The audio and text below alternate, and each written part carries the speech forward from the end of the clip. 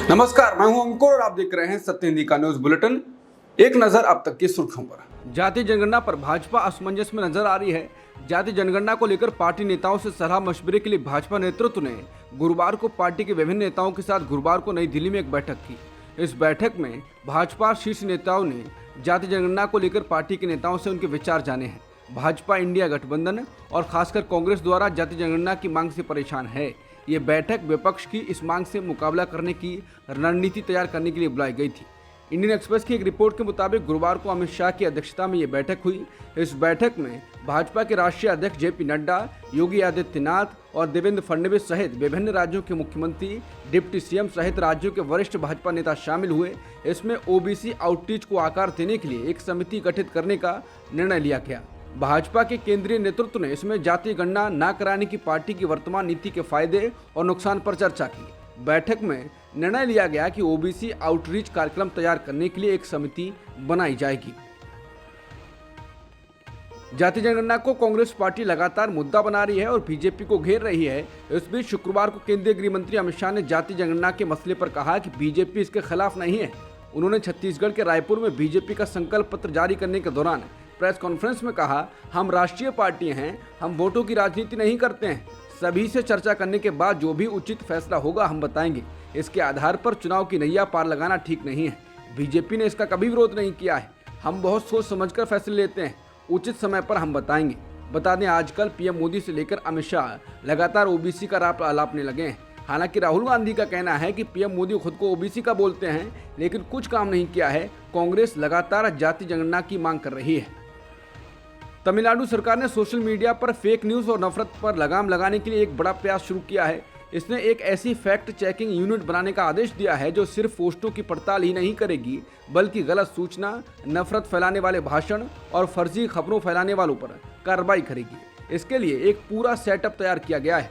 तमिलनाडु सरकार ने इस फैक्ट चेकिंग यूनिट के लिए एक बड़ी टीम की तो घोषणा की है, साथ में इसके लिए बड़ा बजट देने की भी घोषणा की है। इसके साथ ही ये यूनिट कार्रवाई करने के लिए भी स्वायत्त होगी। भारत के सीजेआई डीवाई चंद्रचूड़ ने शुक्रवार को वकीलों के नए मामलों में स्थगन यानी एडजमेंट्स का अनुरोध नहीं करने की अपील करते हुए कहा, वो नहीं चाहते कि सुप्रीम कोर्ट तारीख पर तारीख अदालत बन जाए। समाचार एजेंसी पीटीआई की खबर के अनुसार दिन की कार्रवाई की शुरुआत में चीफ जस्टिस ने नए मामलों में वकीलों द्वारा स्थगन के अनुरोध का मुद्दा उठाते हुए कहा कि पिछले 2 महीनों में वकीलों ने 3688 मामलों में स्थगन का अनुरोध किया है। चीफ जस्टिस की अध्यक्षता वाली पीठ में जस्टिस जेबी पारदीवाला और जस्टिस मनोज मिश्रा भी हैं।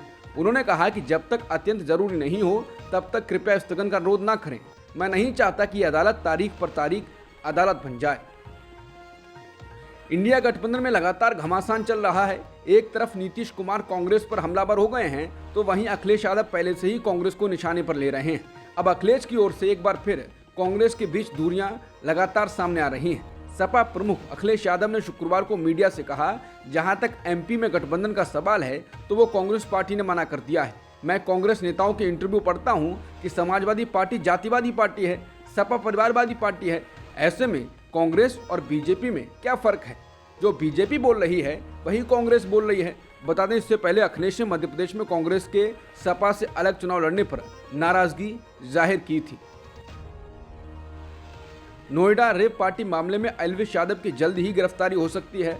दरअसल नोएडा की पुलिस दिल्ली एनसीआर में उनकी हर जगह तलाश कर रही है। एल्विश यादव पर रेप पार्टी में सांपों और जहर की सप्लाई करने का आरोप है कि रेप पार्टी में जहर सप्लाई करने के बाद आरोपी लाखों में रुपए वसूलते थे। हालांकि अभी तक मामले में एल्विश यादव की गिरफ्तारी नहीं की गई है। पुलिस का कहना है कि इस मामले में एल्विश यादव को नोटिस जारी किया जाएगा, इसके बाद ही कोई एक्शन लिया जाएगा। इस मामले में पीएफए ऑर्गेनाइजेशन के एनिमल वेलफेयर ऑफिसर गौरव गुप्ता ने नोएडा के सेक्टर 49 थाने में एफआईआर दर्ज कराई थी। एफआईआर दर्ज होने के बाद एल्विश यादव ने शुक्रवार को अपनी सफाई पेश की है। एल्विश यादव ने सोशल मीडिया पर शेयर किए वीडियो में कहा, मैं सुबह उठा, मैंने देखा कि मेरे खिलाफ खबरें फैल रही हैं कि एल्विश यादव नशीले पदार्थों के साथ पकड़े गए हैं। मेरे खिलाफ जो खबरें फैल रही हैं ये सारे आरोप फर्जी, बेबुनियाद हैं। इनमें 1% भी सच्चाई नहीं है। एल्विश ने कहा, यूपी पुलिस के साथ मैं पूरा सहयोग करने के लिए तैयार हूं। मैं यूपी पुलिस प्रशासन, सीएम योगी आदित्यनाथ से अपील करूंगा कि अगर इसमें मैं 0.1% भी शामिल मिलूं तो मैं सारी जिम्मेदारी लेने के लिए तैयार हूं। मीडिया से मैं गुजारिश करूंगा कि जब तक ठोस सबूत न मिल जाए तब तक मेरा नाम खराब ना करें। जितने भी इल्जाम लगे हैं इनसे मेरा कोई लेना देना नहीं है। छत्तीसगढ़ में बीजेपी ने संकल्प पत्र जारी कर दिया है। इस घोषणा पत्र को मोदी की गारंटी नाम दिया गया है। भाजपा ने घोषणा पत्र में कहा है कि हर विवाहित महिला को बीजेपी की सरकार साल में 12,000 रुपए देगी। 1 लाख खाली पदों पर 2 साल में भर्ती कराई जाएगी। 18 लाख प्रधानमंत्री आवास योजना के तहत घर बनाए जाएंगे। हर घर में निर्मल जल पहुंचाया जाएगा। 4 पादुका योजना की शुरुआत भी करेंगे। इसके साथ ही भाजपा ने कहा है कि तेंदुपत्ता के अतिरिक्त संग्रहण करने वालों को 4500 रुपए का बोनस दिया जाएगा।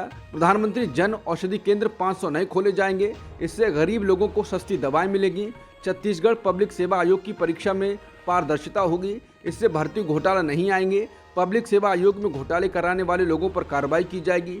घोषणा पत्र में बीजेपी ने कहा कि युवाओं को नए उद्योग लगाने पर 50% सब्सिडी दी जाएगी। छत्तीसगढ़ में बीजेपी की सरकार आने पर 500 रुपए में गैस सिलेंडर दिया जाएगा। भाजपा के घोषणा पत्र में 3100 रुपए प्रति क्विंटल पर धान खरीद का वादा किया गया है। राजस्थान की भ्रष्टाचार निरोधक ब्यूरो यानी एसीबी की टीम ने जयपुर में ईडी के अधिकारी और उसके साथी को गुरुवार को घूस लेते हुए गिरफ्तार कर लिया।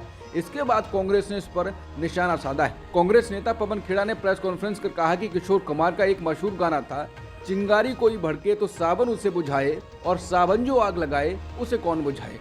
देश की सबसे बड़ी जांच एजेंसी ठीक उसी तरह का सावन हो गई है, सिर्फ विपक्ष पर बरस रही है और जिन अधिकारियों पर भ्रष्टाचार रोकने की जिम्मेदारी है वो रंगे हाथों रिश्वत लेते हुए पकड़े जाते हैं। उन्होंने कहा कि राजस्थान में ईडी के 2 अधिकारी चिट फंड मामले को रफा दफा करने के लिए 15 लाख रुपए की रिश्वत लेते रंगे हाथों पकड़े गए। अजीब सी चुनौती है 15 लाख रुपए की। जिन्होंने 15 लाख को गंभीरता से ले लिया वो डूब गए। उन्होंने कहा कि मोदी सरकार को ईडी की रेट लिस्ट सार्वजनिक करनी चाहिए। अगर छोटे लेवल के अधिकारियों की रेट लिस्ट 15 लाख रुपए है तो इनसे ऊपर के अधिकारियों का क्या रेट होगा। ईडी, सीबीआई, आईटी ये सभी बीजेपी के सरकार प्रचारक हैं। इनको टारगेट दिया जाता है कि किस तरह से विपक्षी नेताओं को डराकर बीजेपी में शामिल करवाना है। ये मोदी जी का टूलकिट है। बीजेपी सांसद निशिकांत दुबे ने कहा है कि अगर एथिक्स कमेटी ने महुआ मोइत्रा से कोई अभद्र सवाल पूछा होगा तो वो राजनीति से संन्यास ले लेंगे। टीएमसी सांसद महुआ मोइत्रा और बीएसपी सांसद दानिश अली ने एथिक्स कमेटी पर बेहद निजी और भद्दे सवाल पूछे जाने के आरोप लगाए। गुरुवार को संसदीय एथिक्स कमेटी से विपक्षी सांसद वॉकआउट कर गए। बाहर निकलते हुए महुआ मोइत्रा ने कहा, ये एथिक्स कमेटी है, ये भद्दे सवाल पूछ रही है। महुआ मोइत्रा ने कहा, वो मेरे जीवन के बारे में बेहद भद्दे सवाल कर रहे थे। वो पूछ रहे थे कि आप रात में किससे बात करती हैं, कितनी बार बात करती हैं, क्या वो डिटेल मुझे बताएंगी। क्या आप एक्स के साथ होटल गईं? क्या आप वहाँ रुकी? पिछले 5 साल में कहाँ कहाँ गईं? महुआ मोइत्रा ने कहा, आप उसको अपनी दोस्त बताती हैं, क्या उनकी पत्नी को उसके बारे में पता है। महुआ ने कहा कि सिर्फ चेयरपर्सन ये सवाल कर रहे थे, बीजेपी के बाकी सदस्यों ने ऐसा कुछ नहीं पूछा, लेकिन वो चुपचाप बैठे रहे। वहीं विपक्षी पार्टी के 5 सांसदों ने इसका जोरदार विरोध किया है। हालांकि निशिकांत दुबे बोले हैं, एथिक्स कमेटी के अध्यक्ष सोनकर जी ने महुआ से टिकट का व होटल का बिल मांगा। यदि इसके अलावा उन्होंने महुआ जी के किसी भी पुरुष मित्र या होटल में पुरुष मित्र के साथ रुकने का प्रश्न पूछा होगा तो मैं राजनीति से संन्यास ले लूंगा। इजरायली सरकार ने घोषणा की है कि इजरायल में काम कर रहे गजा के सभी लोगों को वापस भेजा जाएगा। इजरायल के प्रधानमंत्री बिन्यामिन नेतन्याहू के कार्यालय की ओर से ये किए गए एक ट्वीट में बताया गया है, इजरायल गजा के साथ हर तरह के संबंध तोड़ रहा है। अब इजरायल में गजा का कोई फिलिस्तीनी वर्कर नहीं होगा।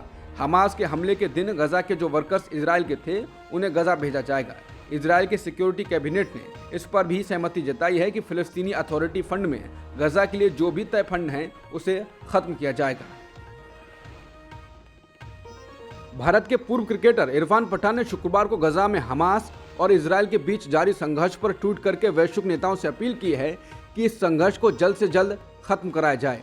उन्होंने कहा कि गजा में हर रोज 10 साल से कम उम्र वाले बेगुनाह बच्चों की जान जा रही है और दुनिया चुप है। एक खिलाड़ी होने के नाते मैं सिर्फ आवाज उठा सकता हूं, लेकिन अब बहुत हो गया। दुनिया भर के नेताओं को एकजुट होकर मौत के इस सिलसिले को खत्म करना चाहिए। हालांकि इसके बाद भारत का एक वर्ग उनको ट्रोल करने लगा है। हेमर देसाई नामक ट्विटर यूजर लिखते हैं, इरफान पठान ने कश्मीरी पंडितों के साथ हुए नरसंहार पर आवाज क्यों नहीं उठाई। वहीं ऋषि बागरी ने लिखा है, किसने शुरू किया है, किसने 1400 बेगुनाह नागरिकों को मारा जिसमें बच्चे भी शामिल थे, किसने 200 बेगुनाह नागरिकों को अगवा किया है।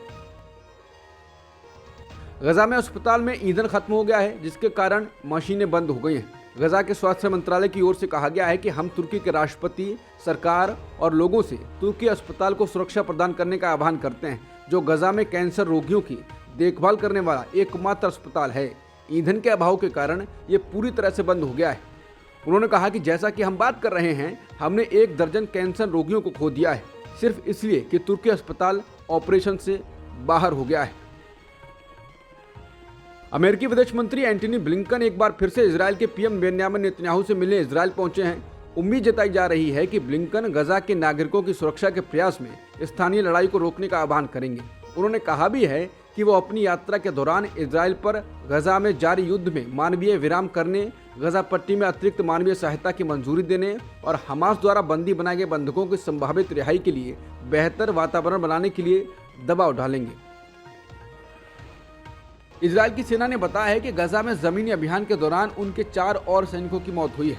हारेट्स समाचार पत्र की खबर के अनुसार अब तक गजा में जमीनी संघर्ष के दौरान 23 सैनिकों की मौत हो चुकी है।